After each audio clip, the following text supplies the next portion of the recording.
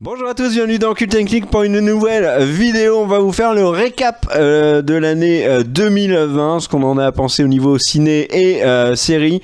Voilà, une année bien étrange. Bonjour mon cher Greg. Alors, étrange, pourquoi ? Est-ce que tu peux justifier ça ? Alors moi et mon ami, du coup le nounours de la distanciation sociale, te demandons pourquoi est-ce que c'est une année étrange 2020 ? Eh ben, année incroyable qui restera bien évidemment. Alors d'ailleurs Time a mis, je sais pas si t'as vu, que c'était la pire année de l'histoire. Donc 2020, eh ben, en tout cas pour le cinéma. Il y a quelques années qui sont. Oui, bien sûr, il y a d'autres quelques années atroces. Mais 2020 fait partie du lot. Et pour le cinéma, très très très étrange. On savait avant déjà l'apparition bien évidemment de la pandémie que 2020 allait être une année plus compliquée pour le cinéma, puisqu'en 2019 on avait Disney qui avait absolument tout écrasé avec de nombreux films qui avaient dépassé le milliard. On avait Endgame qui avait battu des records. On a vu Le Roi Lion, on a vu Aladdin, on a vu les autres, Captain Marvel, Spider-Man, etc. Et sur l'année 2020, les pronostics, on savait même pas s'il y avait 1, 2, 3 films qui allaient être milliardaires, parce que on était dans une transition pour le MCU. Il n'y avait pas de Star Wars, il n'y avait pas encore Avatar, il n'y avait pas de monstres du côté d'Universal en dehors de Fast and Furious 9. On avait du côté de la Warner aussi pas forcément les plus gros films qui étaient attendus. Par exemple du côté de DC, il n'y avait pas un mastodonte non plus. Ça devait être une année relativement plus calme que 2019. Mais à ce point, personne bien évidemment l'avait vu venir. C'est une année globalement qu'on peut qualifier de sans ciné. Si tu regardes le box-office américain, le plus gros succès de l'année, je crois, c'est Onward, donc En Avant de Pixar. Personne n'aurait cru à ça avant, mais surtout les recettes du film, c'est absolument surréaliste. On a eu des semaines où le vainqueur du week-end aux États-Unis était Jurassic Park.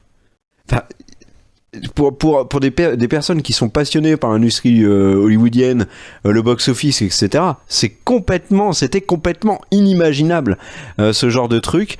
Et c'est une année où au final on n'aura eu aucun contenu du MCU. Alors qu'il devait y avoir, on s'était plaint, on avait dit ça va être une année calme, il y a que 3 films, puis c'est pas les plus gros. Et la puis, Superman fatigue, vraiment ce serait pas mal qu'ils fassent une pause. La conspiration que les mecs nous ont fait pour pouvoir créer une pause du MCU, c'est incroyable. Il n'y a pas eu les séries non plus qui étaient annoncées, Winter Soldier notamment, WandaVision. Donc à ce niveau-là, ça a été incroyable. Et il y a une vidéo sur la chaîne qui est le cinéma en crise, le cinéma va-t-il mourir en 2021, et on a les prémices bien évidemment en 2020 liées à tout ça.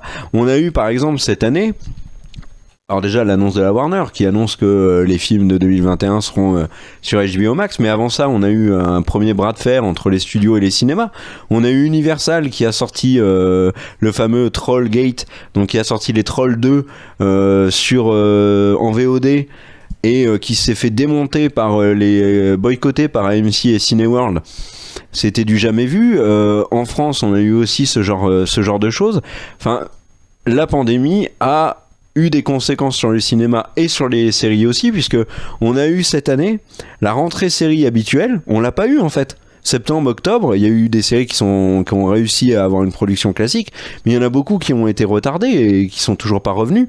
Il y a des séries qui ont été annulées à cause de la pandémie. Alors entre guillemets, par exemple Glow de Netflix a été annulé parce que à cause de la pandémie, ils veulent pas faire la dernière saison, ce qui est ouais je suis d'accord avec toi sur le cas de Glow, mais voilà, ça a eu d'énormes conséquences. Et à côté de ça, dans ce truc qui est improbable, on a eu des phénomènes qui sont sortis de nulle part, qu'on n'attendait pas du tout, comme chaque année, mais dans un contexte, ils prennent une autre dimension dans ce contexte-là. On a le phénomène du Jeu de la Dame, la série de Netflix avec Anya Taylor-Joy, qui est, à mon sens, la série la plus phénomène depuis GOT, en termes de popularité, de gens qui en parlent. Ah ouais, moi c'est un truc de dingue. Dans mon entourage, tout le monde parle de cette série. Tout le monde l'a vue. C'est vraiment un truc de dingue. Les audiences sur Netflix sont incroyables. Alors c'est pas du tout la même hype, tu théorises pas sur le Jeu de la Dame, mais il y a une vraie popularité autour de cette série.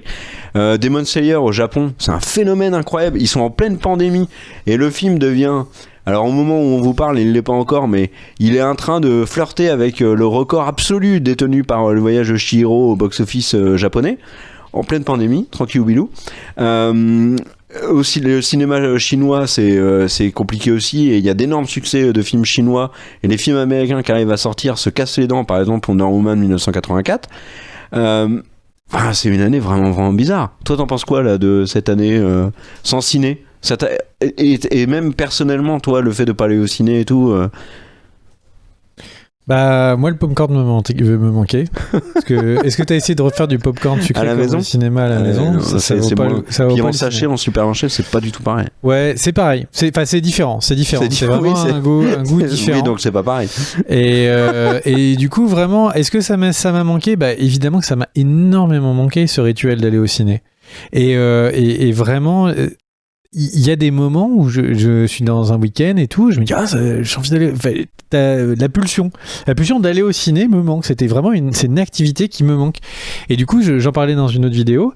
En ce moment, l'année sans film, ça s'est trop étiré. Et du coup, naturellement, tard le soir, je rentrais du travail et pourtant, je vais avoir envie de me mater un film pendant toute la soirée. Et du coup, je me regarde des films qui sont sur ma to-do list qui sont arrivés sur les différentes plateformes.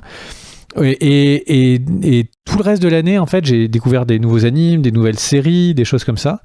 Mais globalement, là, sur cette fin d'année, je me rends compte que j'ai besoin d'être picousé au ciné. J'ai besoin de films, ça me manque. Je sais pas toi, mais moi, ça doit être l'année, dans les 20-25 dernières années de ma vie, là, où je suis le moins allé au ciné. Bah, évidemment, mais le moins vu de films, c'est ça surtout le... Moins vu avec les plateformes, les sorties VOD et tout, j'en ai vu quand même quelques-uns.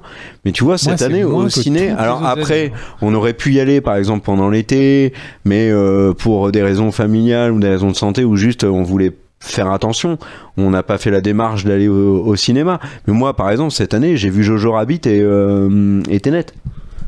Ou peut-être un troisième mais que j'ai oublié, tu vois, donc c'est pas énorme quand même. Mais après il y a un truc, alors je vais divaguer / diverger un petit peu 2 secondes, mais en fait pour moi un des éléments qui nous amène au cinéma, c'est l'empathie, c'est-à-dire que quand on voit un autre être humain bouger sa main, il y a une bonne partie des zones du cerveau qui s'activent pour refaire le même mouvement. Non, ça c'est les conneries ça. Bah c'est c'est pas des conneries, c'est pour le coup de la neurologie. Et le truc, c'est que c'est ça la base de l'empathie. On voit quelqu'un qui a une douleur, on sent partiellement cette douleur, on imagine quelle est la douleur que va subir la personne. Si vous n'avez pas cette fonctionnalité... Ah, c'est pour ça qu'on a pleuré à la fin de The Mandalorian. Vous êtes donc de la catégorie des psychopathes du côté de chez Dexter, donc faites attention. C'est un moyen de vous auto-diagnostiquer. Et en fait, le truc, c'est que les cinémas, c'est un moyen de s'injecter à la matrice, comme ça, des piqûres d'expérience et de vivre, mais de se poser des questions pendant quelques heures de comment est-ce que je ferais ce choix de choisir entre mon copilote et ma petite copine si j'étais sur une station spatiale en pleine explosion. C'est quel film ça? Et en fait le truc c'est que on se pose des questions, enfin très concrètement sur les oui. Avec les films, on se pose, ils nous bousculent, on a en permanence comme ça une vision d'artiste qui va arriver, soit on va avoir un choc graphique, soit c'est l'histoire qui va nous amener, soit des personnages qui vont nous refaire découvrir un peu le monde différent, ou vraiment un format qui va nous mettre un focus sur une histoire ou sur un monde qu'on n'aurait jamais eu en tête. Et en fait ça, pendant 1h30 ce voyage, d'habitude, j'avais l'habitude de pratiquer ces voyages régulièrement. Et le fait d'aller au cinéma, il y a ce côté religieux. Tu vas dans ce temple, tu prends ce popcorn, tu vois qui a été béni, tu prends ton Coca Zéro parce que mes popcorn étaient déjà sucrés, faut pas déconner. Et le truc, c'est que il y avait ce côté vraiment, tu vas. En plus, j'ai la chance de travailler dans un quartier qui a plusieurs cinémas, et donc c'était très facile juste. Vraiment après Hollywood. Oui, à Hollywood, mais à Bollywood en fait. Et donc juste en sortant du travail, d'aller voir un film sur la session de 18h ou parfois sur l'heure du déjeuner, Et le truc, c'est que ça me manque énormément. Ce rituel, toutes ces expériences que tu vis quand tu vas au cinéma, ça me manque énormément. Et passons à Netflix qui a fait une année étrange. Pourquoi ? Parce que Netflix est plus populaire que jamais, avec une augmentation du nombre d'abonnés, avec énormément de sorties. Si moi je fais le bilan, bah au final dans les séries que j'ai beaucoup aimé cette année, il y en a quand même beaucoup qui sont sur Netflix. Bly Manor par exemple, qui est mon énorme coup de cœur série de l'année avec Mando je pense. Narcos New Mexico, je cite que ces deux là mais il y en a d'autres. Mais à côté de ça, on en a déjà parlé en vidéo, il y a un problème on va dire avec les films qui sont plutôt moyens, avec par exemple le dernier exemple qui encore était pas trop mal, c'était Ava avec Jessica Chastain, mais c'est pas des films non plus qui sont incroyables. Il y a encore une fois eu des séries qui ont été annulées un peu brutalement. Away avec Hilary Swank, ça a été le cas. Glow, l'annulation de Glow, je l'ai vraiment en travers de la gorge. Et puis surtout cette année, j'ai trouvé que sur Netflix il y avait trop de séries complètement anecdotiques. Des séries que j'ai vues et que j'ai complètement oubliées après avoir terminé. Lock and Key, en préparant la vidéo, je me suis rappelé que j'avais vu en 2020 Lock and Key. Enfin, c'est Umbrella Academy, la saison 2 était plutôt cool. Je suis complètement zappé. Altered Carbon. Tu te rappelles qu'il y a eu la saison 2 ? La série a été annulée depuis, hein. Mais oui, ils ont annulé Altered Carbon. La saison 2. J'étais même pas quoi. Mais non, mais c'est un truc de malade. La saison 2 a tellement pas fonctionné. Et le pire, c'est qu'Altered Carbon, on avait beaucoup aimé la saison 1, on l'avait couverte et tout. On avait dit on va faire pareil pour la saison 2. On a commencé enfin, toi t'as regardé, moi aussi. Et en fait, j'ai arrêté la série. Mais sans le vouloir. C'était pas une décision, en fait. Parce que j'ai fait autre chose. En même temps, il y a une et après, j'ai jamais repris. La saison 2, bon. Mais moi, j'ai pas repris, j'ai pas terminé la saison 2. J'ai complètement oublié. C'est en préparant la vidéo, je me suis dit, oh, mais j'ai pas fini Altered Carbon. Tu sais que moi j'ai eu le même truc sur une série qui a aucun rapport, sur Jessica Jones. Je me suis rendu compte que j'avais pas fini Jessica Jones. C'est juste des séries qui sont complètement oubliables. Tu passes à autre chose. Donc ça c'est un problème. Netflix, t'en penses quoi ? Netflix, t'en as beaucoup parlé déjà. Ouais, Netflix, alors on vous conseille de regarder une vidéo qui s'appelle la méthode Netflix, je crois que c'est comme ça. Non, la stratégie Netflix. La stratégie Netflix, où on avait beaucoup détaillé, ou en tout cas j'avais beaucoup parlé sur ce que je pensais de la stratégie Netflix. En gros, si je résume, ils ont parfaitement profité de cette machine bien huilée qui est devenue Netflix, de dire on propose une quantité de séries qu'on va tenter. On fait faire à plein de pays des productions locales qui permettent aussi de tenter des productions différentes. Et puis basé sur leur algorithme de stats, tout ce qui est pas si intéressant que ça, tout ce qui engage pas, on supprime. On propose autre chose.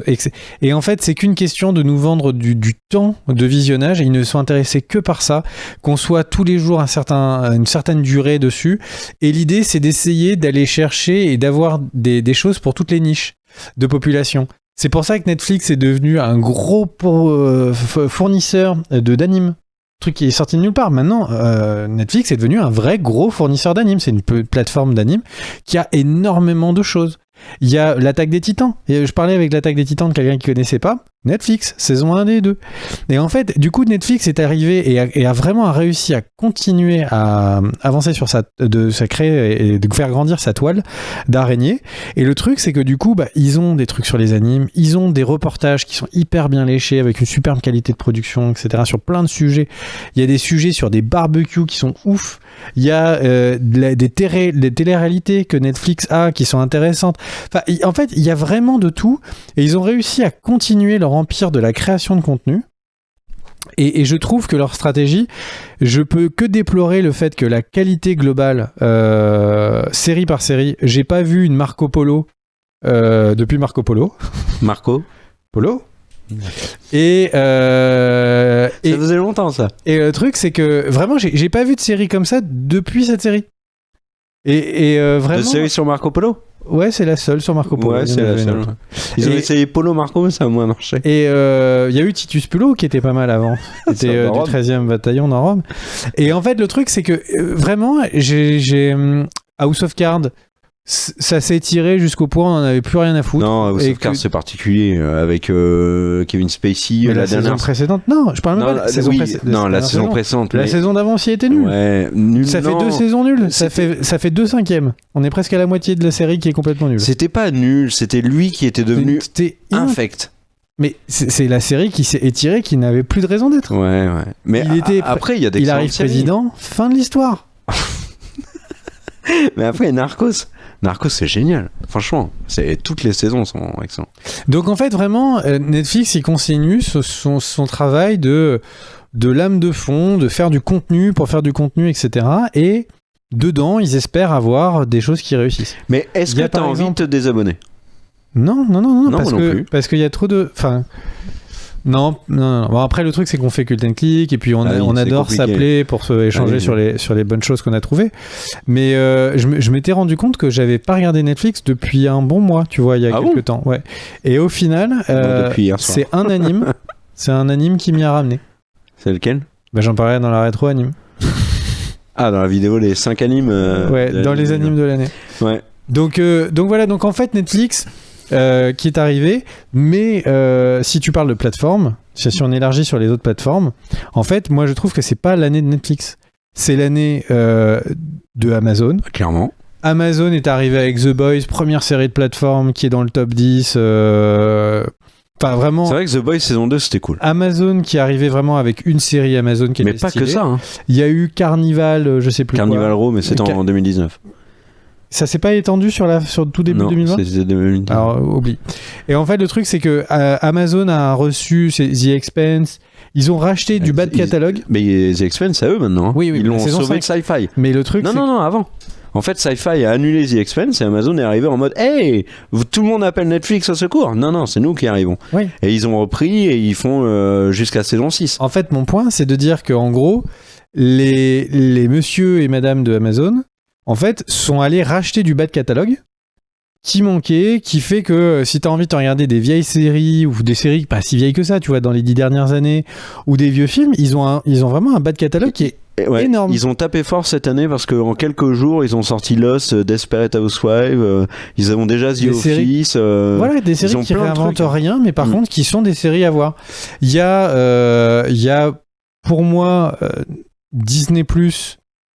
En dehors de Mando. Disney+ et Mandalorian. Ouais, en fait, la proposition de Disney+, elle est extrêmement bizarre parce qu'en fait, tu te dis, ils ont un catalogue de fous, ils ont les Disney, ils ont Star Wars et tout. Mais en vrai, ils ont que des choses qu'on a déjà vues. Bah oui, puis avec la chronologie des médias, ils sont complètement cuits. Et là, grosse annonce pour la sortie de Mandalorian finale saison 2, c'est l'arrivée des derniers Jedi, je crois.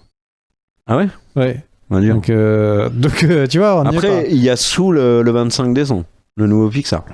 Ouais. Il y a Mulan qui est arrivé gratuitement en France aussi, hein. Avec un mois de décalage par rapport aux États-Unis, mais il était gratuit. Gratuit et alors, si tu payes l'abonnement, bien sûr. Et vraiment, moi, je trouve que c'était l'année, pour ma consommation à moi, c'était l'année de l'avènement des plateformes d'anime.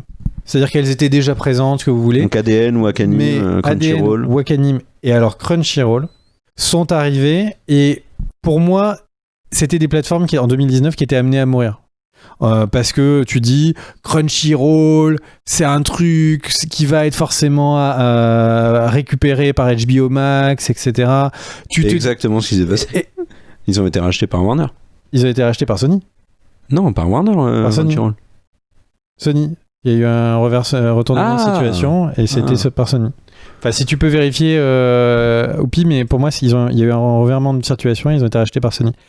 Et le truc, c'est que, et en fait, ces plateformes qui étaient ces petites plateformes, ces petits poussés qui avaient juste des animes, pour moi, ils ont fait un travail de fond énorme. Ils sont allés récupérer énormément d'animes. Ils ont profité d'une très belle année de production. Et Crunchyroll, qui, au contraire, n'avait pas réussi à récupérer des très grosses licences. Ils ont Black Clover ou des trucs qui sont vraiment pas les plus grosses licences de la planète. Et donc, Oupi nous dit que c'est bien Sony qui, au final, a racheté Crunchyroll. Qui c'est qui a raison ? C'est moi. Et donc, le truc, c'est que la finalité, c'est que Crunchyroll, donc, qui n'avait pas ces grosses séries comme Demon Slayer, comme a pu avoir Wakanim, se sont mis à produire elles-mêmes des séries. Et de grande qualité. Enfin, vraiment, une année, en termes de volume de contenu, en fait, extrêmement fourni, parce que déjà, du nouveau contenu en animé série, avec plein de bonnes choses, les films n'ont pas été présents malheureusement, mais par contre, en fait, on a pu redécouvrir légalement tout le vieux catalogue qui a apparu, des vieux films qui étaient plus nulle part, des vieilles séries qui étaient plus nulle part.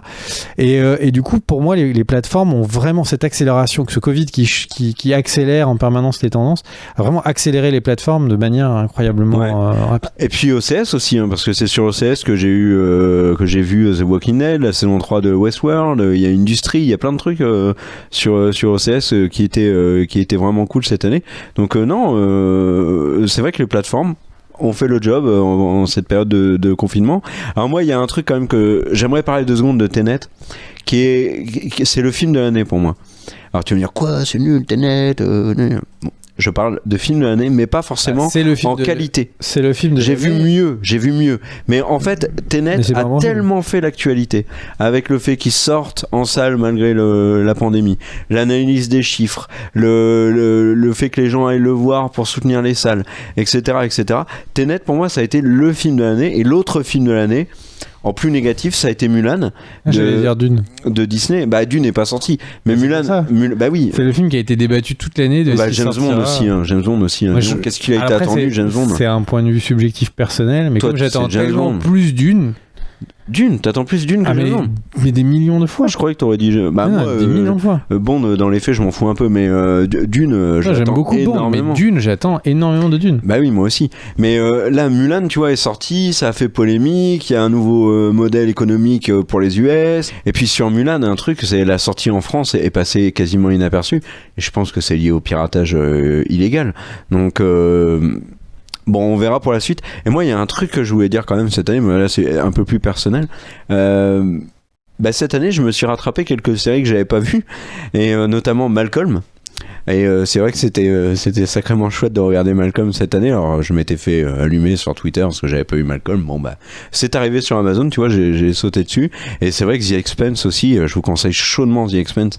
C'est vraiment une excellente série. Que je viens de commencer. Eh ben, tu vas vraiment kiffer. La nouvelle saison a commencé aussi.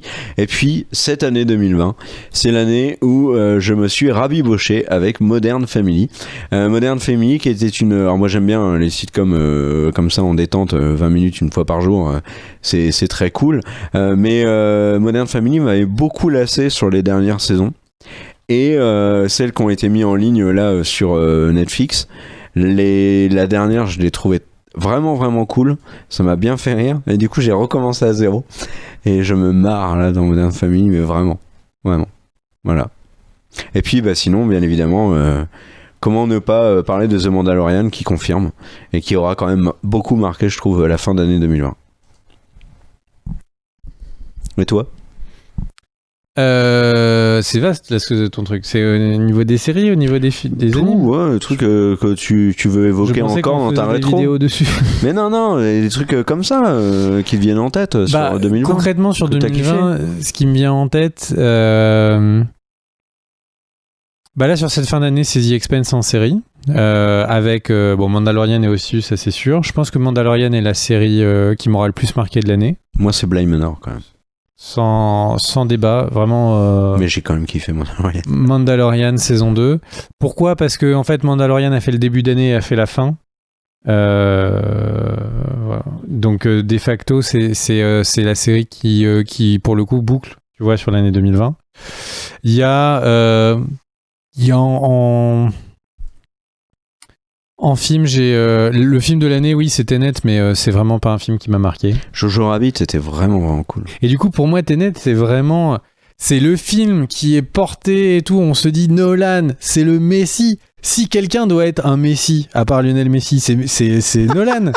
C'est le mec qui a fait le Dark Knight. Si quelqu'un peut sauver le cinéma tout seul avec, tu vois, le bat boomerang et mais moi, j'ai jamais jaune sur le cinéma.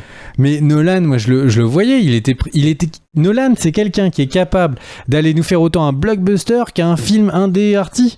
Enfin, Interstellar, c'est un film qui est vraiment entre les deux. Et le truc, c'est que je me suis vraiment dit que là, avec Tenet, en plus, l'acteur principal, moi, je le trouve hyper chouette. Le truc que j'adorerais le regarder dans Ballers. Et le truc, c'est que concrètement, y avait la possibilité que ce film porte sur ses épaules le cinéma, et j'étais confiant que le peuple français irait au cinéma parce qu'on est des fous de cinéma. Et le film est nul. Et le film, on peut en débattre, ce que vous voulez. Non, on reprend pas le débat sur Tenet. Et ça en fait le film de l'année parce que tellement d'attentes. Parce que vraiment, c'est une trajectoire complètement loupée. Donc vraiment. Mais tu sais, tu veux pas. Mais moi, j'ai toujours envie de faire cette vidéo qui est nulle. Mais tu veux pas. Et tu peux la faire tout seul, hein, y a aucun problème. Et donc vraiment. Et puis après en animation, en fait, c'est pas l'année de Demon Slayer, mais il y a eu des épisodes en 2020. Mais je pense que 2020 c'est un peu l'année de Demon Slayer. Ah bah rien que pour le succès du film. Et pour le succès du film. Des mangas aussi. Et puis surtout parce que le manga s'est terminé cette année. Que moi j'ai lu tout le manga là uniquement dans cette année. Donc vraiment l'année de Demon Slayer, le raz-de-marée, enfin vraiment, et puis il y a plein de raisons pour lesquelles c'est justifié, et vraiment un gros kiff. Après le truc c'est que moi j'ai vraiment très belle découverte avec Crunchyroll, avec ses séries, notamment Tower of God, assez surprenant, vraiment hyper agréable. T'en as parlé ça déjà en vidéo. Ouais. Mais ouais, vraiment une super belle année. Et puis ce qui était assez chouette, c'est qu'il y a eu plein de nouvelles saisons. Là, je parlais des animes, mais il y a plein de nouvelles saisons qui ont été très réussies. D'animes qui étaient en saison 3, saison 4, et qui en fait ont été des meilleures saisons que les saisons précédentes. Donc une bonne cuvée d'un point de vue créatif, je trouve, 2020. On en parlera plus sur les séries animes, et il y a des vidéos qu'on fait sur les animes et sur les séries. Mais vraiment une très belle cuvée. Donc voilà, donc sur ces segments-là très spécifiquement, 2020 a été réussi. Mais ouais, dans un climat particulier. En tout cas, une année qui a été pleine de hauts et de bas, et je pense que c'est autant vrai à titre personnel que d'un point de vue contenu, d'un point de vue de tous les contenus qui ont été amenés. Et puis on a parlé des plateformes avec toujours YouTube, hein, qu'il faut pas l'oublier, une plateforme qui continue d'avoir énormément de contenu, comme vous le regardez, mais du contenu officiel qui arrive sur le marché américain. Alors pour l'instant, nous Français, on n'a pas grand-chose. Mais sur le marché américain, il commence à y avoir beaucoup de choses de qualité qui sont subventionnées par YouTube et qui sont disponibles que pour les YouTube Premium. Et donc vraiment, on continue de voir cette lente évolution des plateformes pour continuer à avoir beaucoup d'évolution. Vraiment, cette année 2020, voilà, hâte qu'elle se termine et hâte de découvrir 2021. Parce que oui, hâte, je sais pas. Tu sais, moi je me rappelle parce qu'il y a plein de choses qui vont arriver. Oui, déjà, mais je me rappelle de nous le 31 décembre 2019 qui disait heureusement que 2019 se termine, heureusement 2020 arrive. Bah oui, on l'a vu. Je sais pas s'il y aura un Covid-20 ou un Covid-21 qui va apparaître et qu'est-ce que ça peut changer. Mais il y a plein de choses que j'ai hâte de voir. J'ai hâte de voir Mandalorian saison 3. C'est décembre 2021. Pour ça, j'ai hâte de voir décembre 2021. Ça pourrait être 2022. Il y a One Punch Man qui est enlisé dans un arc que j'espère qu'il termine et qui passe à la suite. Il y a le film Demon Slayer qui va sortir en France. Il y a des films qui vont sortir que j'ai hâte de voir. J'aimerais bien revoir du MCU. J'aimerais bien revoir quelques-unes des productions indépendantes qui sont en gestation depuis un peu de temps. Donc en gros, le truc c'est que voilà, 2020, il y a eu du haut et du bas en termes de contenu. Et maintenant, vraiment hâte de voir ce que 2021 va pouvoir proposer. Surtout qu'il y a beaucoup de choses en 2021 qui auraient dû tomber en 2020. Donc, petit slogan, 2020, c'était moyen. On peut terminer avec ça. Des bisous à tous, à très vite. Ciao, ciao. Ciao.